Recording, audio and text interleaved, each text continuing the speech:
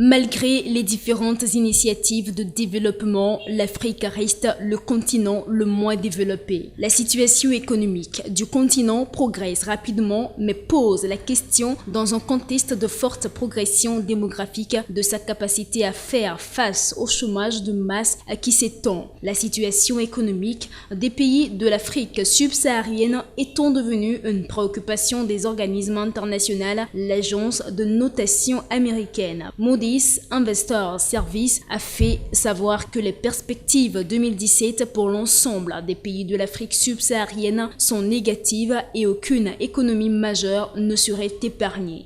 La crise des liquidités, la faible croissance économique et le risque politique seraient en réalité les causes. Le continent est extrêmement riche en ressources naturelles, mais celles-ci sont exportées, non transformées via des contrats mal négociés et peu profitables aux Africains.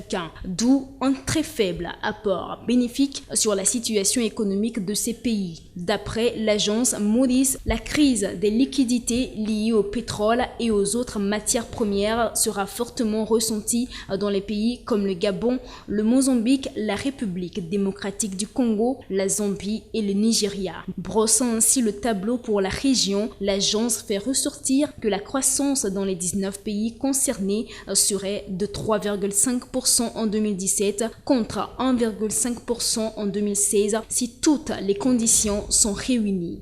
Notons également que les risques politiques qui assombrissent certains pays de cette région ne sont pas sans conséquences sur leur économie. En définitive, les pays de la sous-région devront renforcer une intégration économique pour assurer un meilleur développement.